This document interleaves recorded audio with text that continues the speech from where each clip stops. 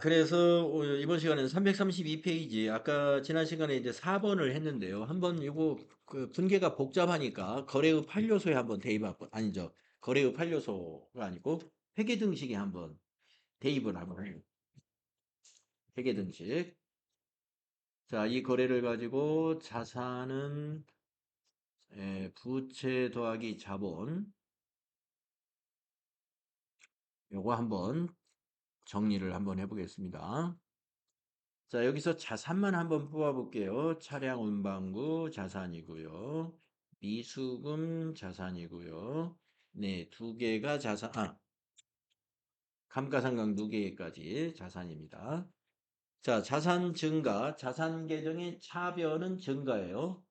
그러면 증가가 1,400에 660만 원 하면은 2,060만 원이죠. 네. 자, 증가는 2,060만 원 이렇게 나옵니다. 자, 감소가 1,800만 원 있으니까 빼주겠습니다. 감소가 1,800만 원 있어요. 빼기 1,800만 원 해주겠습니다. 그랬더니 260만 원 증가했네요.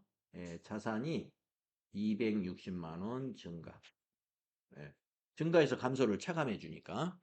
자, 니콜 한 다음에 이제 부채를 한번 찾아보겠습니다. 부채가 여기 부가세 예수금 60만 원 있고요. 그다음에 부채는 안 보이네요. 예.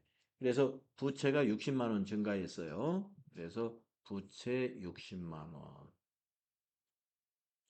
플러스 자본을 한번 찾아보겠습니다. 자본 계정은 안 보입니다. 하지만 요 유형자산 처분 이익이 있죠?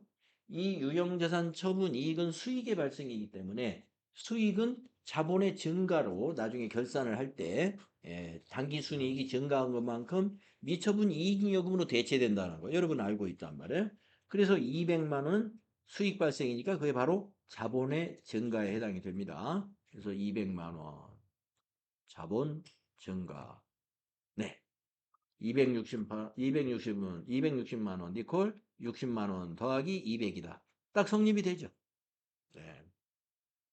그래서 아주 간단한 차변 하나, 대변 하나인 거래에서부터 지금처럼 차변 두 개, 대변 세 개 이렇게 어, 이런 거래에 이르기까지 모든 회계 처리는 우리는 회계 원칙을 지켜가면서 지금 하고 있는 거예요. 예. 회계 원칙은 바로 회계 등식을 우리가 지켜가면서 회계 처리하고 있는 겁니다. 자산은 부채 더하기 자본. 네. 자, 모든 거래가 이렇게 회계 등식에 성립이 된다 하는 거 우리가 알고 있고요. 다음에 이제 5번째 문제로 이제 가보겠습니다. 네, 이 문제도 11월 7일 것도 6일 거하고 비슷한 거래요. 뭐냐면은 이것도 매각 거래인데 이거는 이제 유형자산이 아니고 무형자산의 매각이네요. 무형자산 매각 거래와 유형자산 매각 거래는요. 한 줄이 차이가 나요. 한 줄이 뭐냐면 뭐 짧습니다. 무형자산의 매각 거래에서는 아까 유형자산 매각 거래가 5줄이었다면 5줄이었어요. 무형자산 매각 거래는 4줄로 끝나요. 4줄로. 왜 그러냐 하면은 우리가 유형자산은 그 감가상각 누계액이라고 하는 차감 계정으로 간접적으로 상각을 해왔어요. 감가상각을. 하지만 여러분 무형자산 배우실 때 어떻게 배웠냐면 무형자산은 직접 상각을 한다 그랬습니다. 직접 상각을 하기 때문에 차감 계정 과목이 없어요. 그러니까 정리할 게 하나가 없는 거예요. 정리할 게 없으므로 한 줄이 빠지는 겁니다. 뭐만 정리하면 돼요? 특허권 요거 하나만 정리하면 돼요. 특허권만. 예. 그런데 우리가 이 무형자산은 유형자산에는 취득원가라는 것이 끝까지 살아서 남아 있지만 처분할 때까지 이 무형자산은 장부금액이 취득금액이 아니에요.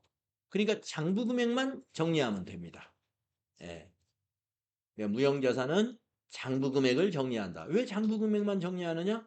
직접 상각을 했기 때문에 취득 금액은 처분 시점에 안 나타나요. 예. 과거 거를 조회해 봐야 되는 것이죠. 자, 그래서 여기 보시면 주어진 자료가 다릅니다. 아까 유형자산에서는 취득금액이라는 정보를 줍니다만은 무형자산 매각거래에서는 자료를 줄 때 장부금액만 주면 돼요. 장부금액. 왜 장부금액만 주느냐? 직접 상각을 하기 때문에 취득금액에서 계속 빼왔단 말이에요. 직접. 그래서 처분할 때 남는 것이 그게 장부금액이에요. 그래서 정리를 장부금액을 하시면 됩니다. 자, 한번 문제를 읽어보면은 네. 결정점에 그 기체 가격을 비교해서 인디가 시합분이 준비에 이렇게 놓고 있었다는 아닙니다. 그것은 이제 그 자산의 재평가를 지금 얘기하신 거고, 지금 우리가 장부금액이라고 하는 것은 유형자산이나 무형자산이 시간이 경과함에 따라서 그 자산의 가치가 감소한 부분을 우리가 감가로 기록해 나가면서 그 자산의 취득원가를 내용 연수 동안에 나누어서 비용 처리하는 그 절차가 감가상각이거든요. 그래서 여기서 장부금액이라는 것은 그 감가상각을 한 나머지 금액, 이것을 장부금액이라고 하죠. 그러니까 이거는 기말에 평가하는 것이 아니라 기말에 공정가치로 평가하는 그런 개념의 평가가 아니고 기간이 경과해서 그 가치가 감소한 부분을 감소시켜 주는 거죠. 비용으로 처리해 나가는 거죠. 증액이나 증률이나 그런 걸로 수익금이 문제가 돼야 되는 그렇죠. 예. 그래서 우리가 고정자산 등록할 때에 취득금액 입력하고 나중에 그 밑에 정액법이냐 정률법이냐 정하고 내용연수 몇 년 이렇게 입력하고 그러죠. 그렇습니다. 그런 감가상각 방법, 그 정액법, 정률법 거기에 의해서 기간이 경과함에 따라서 가치가 감소한 부분들을 우리가 비용으로 처리하는 절차. 예, 그거 이 얘기입니다. 자, 그러면 이제 특허권을 말입니다. 우리 회사가 특허권이 있었는데 스마일이라는 회사에서 필요하다 그래가지고 거기다 이제 매각을 하게 됐어요. 네, 매각을 했는데 이 특허권을 얼마를 받느냐면 250만 원을 받고 매각을 했습니다. 네, 우리가 이런 특허권과 같은 이런 산업 재산권을 매각할 때는 부가세가 과세되죠. 그래서 부가세 10%, 25만 원이 붙었어요. 그러면 여러분은 이제 아까 우리가 업무용 승용차 우리가 그 매각했을 때처럼 스마일에서 돈을 얼마를 받아야 돼요? 250에다가 25만 원 내서 275만 원을 받았겠죠? 보니까 현금으로 받았답니다. 현금으로 받았습니다. 그러면 차변의 현금이 275만 원일 거고, 자, 대변의 특허권을 우리는 어떻게 정리를 하느냐? 장부금액 정리해야 된다고 그랬죠? 장부금액. 그래서 이 장부금액이 대변에 이게 특허권이 들어갈 거예요, 특허권. 자, 부가세 예수금은 아까 그대로, 예, 대변의 부가세 예수금, 이거 살려나가야 되고요. 정리할 거는 특허권만 상품 매출 대신에 특허권으로 해가지고 300만 원 장부금액 정리하시면 된다 이거예요. 그 다음에 아까 이제 나머지 돈을 받아야 되잖아요. 돈 받은 거 이번에는 현금으로 받았으니까 아까는 우리가 말인에 받기로 한다 그래가지고 차변에 미수금 처리했습니다만은 이건 현금 받았으니까 이제 차변에 현금 해가지고 275만 원 인식하시면 되겠죠. 예. 그리고 이제 맨 마지막에 여러분 뭘 챙겨야 돼요? 예, 이익이 났냐, 손실이 났냐. 돈 받았으니까 장부 금액하고 처분 금액을 비교해 가지고 이익 났는지 손실 났는지 이거 이제 정리하면 분계가 끝나는 거예요. 자, 그런 아까 우리 유형자산의 회계 처리와 똑같은 순서로 해보겠습니다. 자, 우선 부가세 신고 관련 내용을 입력을 할 거예요. 전자세금계산서. 세금계산서 발급한 것은 유형이 11번이죠. 자, 날짜부터 7일로 고쳐주시고 11월 7일로 유형은 11번이 됩니다. 품명에는 특허권. 공급가에게는 250에 팔았어요. 250만 원. 부가세 포함하면 275만 원이죠. 거래처는 스마일에다 팔았어요. 스마일. 자, 전자세금 계산서를 발급했습니다. 그래서 전자세금란에는 1번 하는 것이죠. 1번.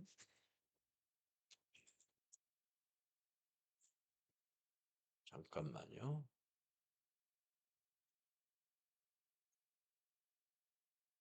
11월 7일. 입력하다가 뭐가 잘못돼. 네, 전자세금 1번입니다. 자, 분계는 이거 혼합으로밖에 방법이 없어요. 예. 유형자산이든 무형자산이든 이 자산의 매각거래는 혼합. 자, 그럼 이제 정리를 하는 거예요. 맨 첫 줄에 들어있는 부가세 애수금은 살려야 되겠죠. 부가세 애수금 우리가 인식해야 되니까. 이건 그대로 살립니다. 그 다음 두 번째 줄에 상품 매출이 아니다. 우리는 지금 특허권을 매각했다. 이걸 떠올리시라고 그랬죠. 예. 그래서 상품 매출을 특허권으로 고치시라.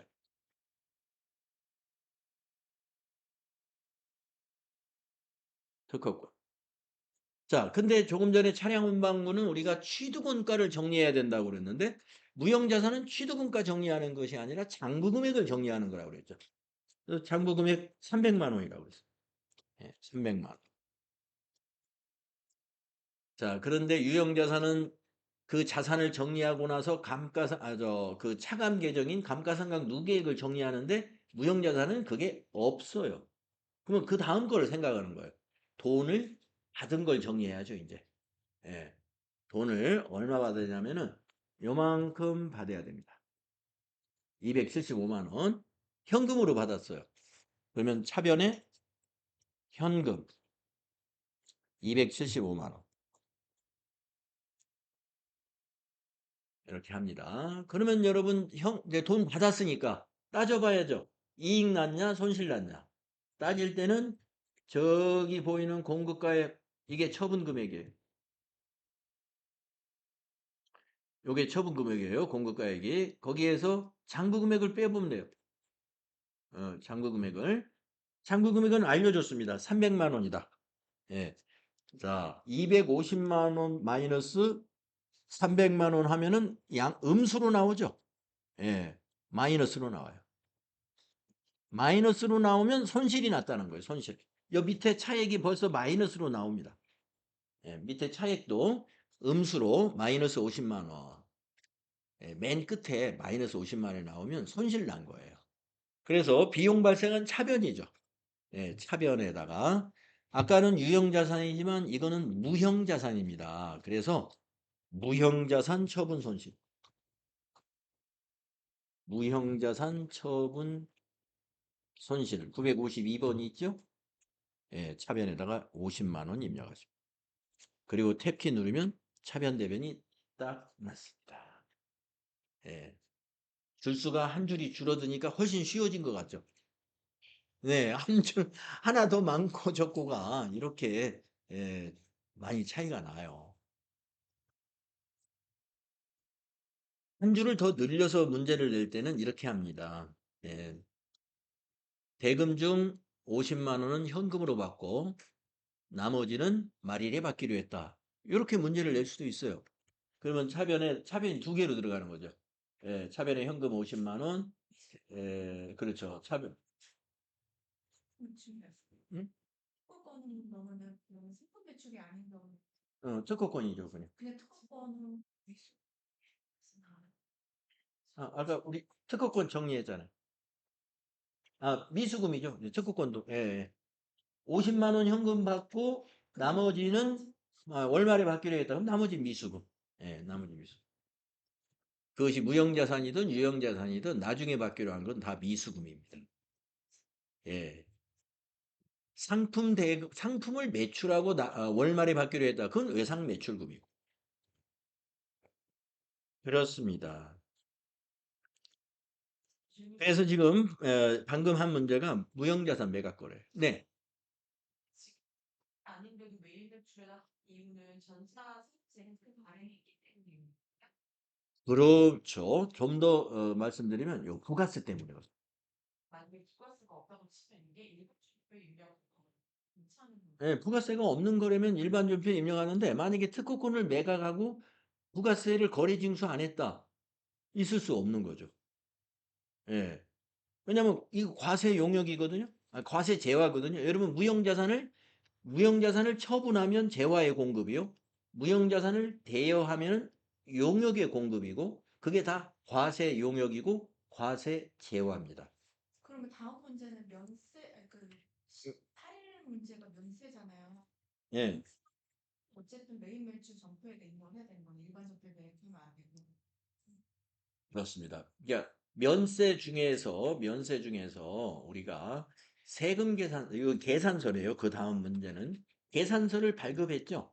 예. 계산서 발급이나 계산서 수취 반드시 메인 매출 전표에 입력해야 돼요. 면세, 그러니까 세가 안 띄었어도. 예, 세금이 없어도. 예, 세금이 없어도 입력합니다. 자, 그래서 세금 계산서, 그 다음에 계산서 증빙인 경우는 무조건 메인 매출 전표에 입력하시면 돼요. 무조건 메인 매출 전표에 입력을 해야 되고, 만약에 특허권을 매각했다, 아니면 이제 승용차를 매각했다. 우리 회사가 차량을 매각하면서 만약에 부가세를 거리징수 안 했다. 그러면은 우리 회사가 부가세를 내야 됩니다. 우리가 거리징수 안 했다 하더라도. 그래서 메인 매출 전표에 입력해서 부가세 그 해당되는 과세 기간에 부가세 신고에 반영시켜야 돼요. 안 시켰으면 그거 누락시킨 거예요. 예. 예, 신고서에 누락해가지고 그때의 부가세를 덜 납부한 거라고 보셔야 되겠죠. 자, 그러면 이제 증빙이 바뀌네요. 11월 8일로 가서 증빙이 뭐로 바뀌냐면은 전자계산서 거래로 바뀌었어요. 예. 전자계산서 거래는 전자입력으로 입력할 것 이렇게 해놨네요. 증빙이 세금계산서에서 계산서로 바뀌었습니다. 자, 11월 8일 거 보겠습니다. 주식회사 신한상사에 면세 대상 상품을 판매하고 전자계산서를 발급했습니다. 대금은 전액 서울은행 보통예금 계좌로 입금이 되었습니다. 면세 사업을 겸업하고 있다고 가정하세요. 이랬어요. 네, 우리가 면세 사업을 겸하고 있습니다. 그래서 보통예금으로 면세 상품을 대금을 받았으니까 보통예금은 차변에다 증가시켜 주시고 상품이니까 상품 매출이죠. 예, 상품 매출 면세니까 부가세 없어요. 대변의 상품 매출은 200만 원. 이런 분계가 만들어질 겁니다. 이건 자동으로 분계가 만들어지겠죠. 예. 자동이 아니군요. 예, 보통 예금이니까 혼합 분계로 해서 그렇게 분계를 만들어 줘야 됩니다. 자, 이 거래를 왜 메인 매출 전표에 입력하느냐? 증빙이 계산서니까. 예, 계산서는 메인 매출 전표에 입력을 반드시 해야 됩니다. 자, 그러면 11월 8일 날짜 바꾸시고요. 유형은 13번이 바로 계산서 발급한 매출이에요. 13. 그걸 면세 매출이라고 그래요. 13번.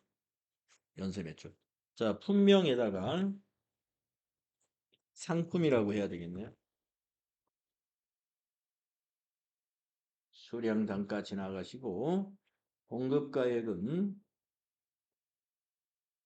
200만 원이죠. 200만 원. 거래처는 신한상사죠. 신한상사에다가 팔았어요. 전자계산서를 발행했죠. 전자계산서 발행했으니까 전자세금 1번 해줘야 돼요. 전자입력. 자, 분계는 보통예금으로 받았기 때문에 혼합으로 해야 됩니다. 분계를 혼합으로 하시고 대변에 면세상품도 상품 매출. 네, 그대로 주면 돼요.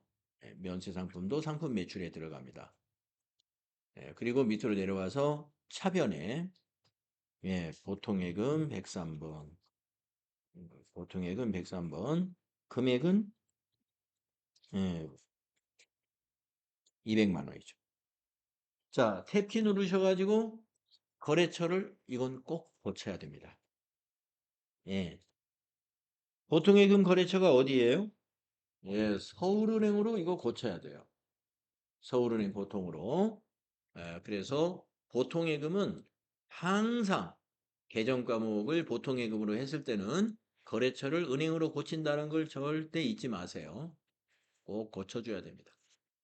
그래야 거래처 원장에 보통예금별 은행별로 거래처 원장이 맞는 거고요. 그 다음에 예적금 현황도 잔액이 그래야 맞습니다.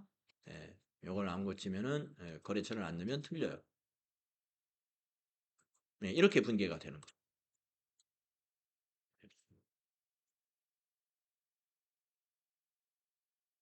매출이라 하는 것은 우리가 면세 상품이 됐든 이 과세 상품이 됐든 상품을 판매하는 걸 우리가 매출이라고 하잖아요.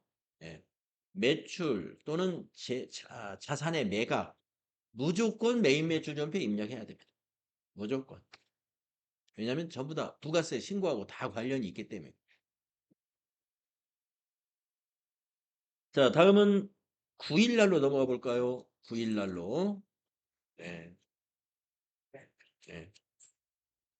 버스 시간 때문에 넘어가요. 네. 9일날로 넘어가 보겠습니다. 네. 자, 11월 9일날 거 한번 볼까요? 신용카드로 매출을 했다는 거예요. 자, 개인 김영철에게 상품을 판매하고 신용카드 전표를 발급하였다. 우리 카드를 사용해서 아마 김영철 씨가 우리 회사 신발을 산 모양이에요. 네. 자, 매출은 뭐 세금 계산서를 발행했든 계산서를 발행했든 여러분 매출은요. 신용카드로 팔았던 현금 영수증으로 팔았던 심지어는 간이 영수증으로 팔았던 아무것도 발행하지 않았던 간에 무조건 메인 매출전표에 다 입력해서 신고해 줘야 돼요. 매출을 빼먹으면 안 됩니다. 예. 매출은 다 입력해야 돼요. 자, 그럼 이 카드로 우리가 판매했으니까 카과 매출이라고 그래요. 카과 매출. 그래서 유형이 17번이에요, 이게. 자, 11월 9일 거 입력할까요? 자, 11월 9일로 날짜를 메인 매출전표를 바꾸시고 유형이 이번에는 17이 됩니다. 카드 과세 매출. 그러면 어느 카드 사 거냐라고 카드 가맹점을 선택해 줘야 돼요. 무료비서 한줄 누르면 여기 가맹점 번호가 보여요. 우리 카드. 확인, 확인. 분명은 상품이 되겠죠. 근데 이 카드 거래소만큼은 이 현금 영수증 거래도 마찬가지인데요. 공급 가액에다가 합계를 입력하는 방식으로 입력을 하거든요. 예, 그래서 22만 원을 입력해야 돼. 그래야 공급 가액이 20만 원으로 입력이 됩니다. 예. 공급 가액에다가 합계를 입력하지만 입력은 공급 가액만 나타나요. 예, 거래처가 김영철이 되고요. 전자세금 계산서가 이건 아니거든요. 그래서 비워두시고요. 카드 거래니까 카드 분계를 해보면 됩니다. 4번이 카드 분계죠. 네. 외상매출금 우리 카드사. 맞습니다. 외상매출금. 우리 카드사에서 우리 회사로 돈이 들어와야 돼요. 22만 원이. 그래서 외상매출금 우리 카드 맞고요. 대변의 부가세 수금 2만 원. 네, 우리가 김영철 씨한테 세금 2만 원 걷었죠. 예, 부채로 인식해야죠. 그 다음에 상품 매출 20만 원짜리 신발 팔았죠. 대변의 상품 매출 20만 원. 네, 이 분계 이대로 두시면 됩니다.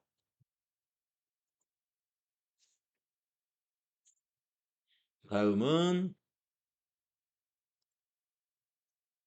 증빙이 바뀌었네요. 증빙이 바뀐 게 아니라 이제 다른 이제 그동안 이제 매출이 있었어요. 11, 13, 17 유형으로 매입으로 바뀌었네요. 매입. 매입 세금 계산서. 매입 세금 계산서도요. 무조건 매입 매출 전표에 넣어야 됩니다. 세금 계산서니까. 증빙이 세금 계산서니까. 자, 그래서 내용을 보겠습니다. 11월 10일 날 주식회사 맘모스에서 상품을 매입하고 전자세금 계산서를 받았습니다. 10월 4일에 계약금 20만 원을 지급했었어요. 지급한 계약금은 선급금 선급금 정리를 해야 되겠네요. 자, 선급금을 정리한다. 이 말은 뭐냐면은 선급금 대변에 기입한다 이 말이에요. 우리가 선급금이라는 건 지급할 때 자산으로 잡잖아요. 차변. 이게 이제 상품을 받았으니까, 상품을 우리가 매입했다는 거 아니에요? 받았으니까 이제 받을 권리가 끝난 거잖아. 받을 권리가 끝난 것이죠. 그렇기 때문에 계약금을 정리할 때는 대변, 선급금은 대변에 정리하는 거죠. 이를 차감한 잔액에 대하여 외상으로 했다. 이거는 이제 부채가 되는 거죠. 외상, 매입금. 그래서 혼합으로 분계를 하면 됩니다. 자, 11월 10일 매입 매출 전표에다 입력을 합시다. 11월 10일. 자, 유형이 50일입니다. 50일 과세 매입이 무슨 유형이냐면 세금계산서 매입이면서 매입세 공제가 되는 건이에요. 그래서 50일 매입세 공제가 되는 세금계산서 건이다. 이런 뜻이에요. 과세 매입. 자, 품명은 상품이라고 해야 되겠네요. 수령단가 모르고요. 공급가액은 250만 원이네요. 50만 원. 맘모스네요. 거래처가. 모스. 전자세금계산서를 받았습니다. 그러니까 전자세금은 1번 해야 됩니다. 전자입력. 예. 자, 분계는 아까 두 가지였으니까 혼합입니다. 3번 혼합입니다. 자, 차변이 완성되는데요. 우리가 매출에서는 혼합하면 대변을 완성시켜 놓는데 매입에서는 혼합하면 차변을 완성시켜 놓아요. 자, 부가세 대급금, 매입세 공제 아까 받을 수 있다 그랬죠? 매입세 공제 받는 부가세를 자산 잡는 거잖아요. 부가세 대급금 자산입니다. 그 다음에 250만 원은 우리가 상품이죠. 상품이라는 재고자산 증가시킵니다.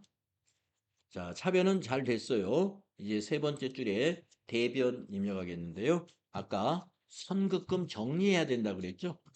그래서 대변에 선급금 130일 25만 원 정리하시고 20만 원이네요. 20만 원. 20만 원 정리하시고 나머지가 이제 외상이니까 부채를 증가시켜야 돼요. 부채 증가 대변이잖아요. 외상 매입금이죠. 외상 매입금. 2550 플러스. 마지막에 탭키 눌러 보셔가지고 외상 매입금의 거래처가 맘모스 제대로 잘 떨어지는지 보시면 되겠습니다. 네.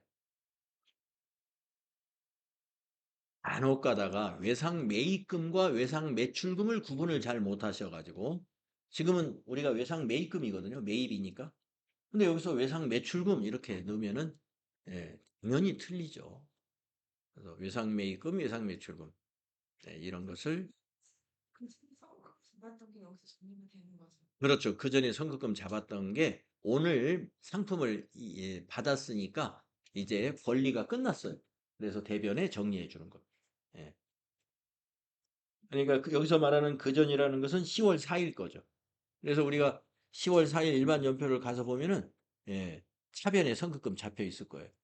10월 4일, 네, 10월 4일, 4일, 10월 4일, 4일이 왜 입력이 안 돼? 잡혀 일반 정도로 가면 잡혀요. 그러니까요. 네. 일반 연, 일반 연표입니다. 대개 이제 계약금 같은 거 받았을 때는 받고 나서 바로 세금계산서 발행은 안 해요. 왜냐하면 바로 이제 매출을 일으키니까 그때 한꺼번에 세금계산서 발행. 그래서 10월 4일 거 여기 보니까 출금전표, 그렇죠. 우리가 계약금을 지급한 것이 여기 출금전표로 잡혀 있잖아요. 출금이라는 것은 대변이 현금이니까 차변이 선급금이라는 얘기입니다. 이 차변의 선급금을 오늘 정리할 때 대변에 정리한 것이죠.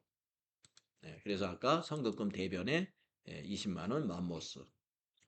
네.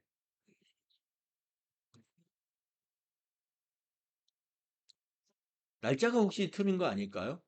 예, 이 기준 날짜. 예, 우리가 지금 일반 전표에서 방금 본 날짜는 10월 4일 날짜고 메인 매출 전표에서 지금 방금 본 날짜는 11월 10일이기 때문에 예, 그 차이일 겁니다.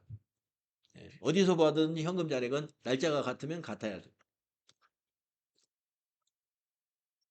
자, 그래서 11월 10일 거를 했습니다. 333페이지는 접어두시죠.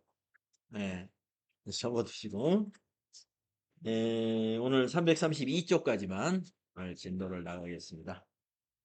자, 수고하셨습니다. 네.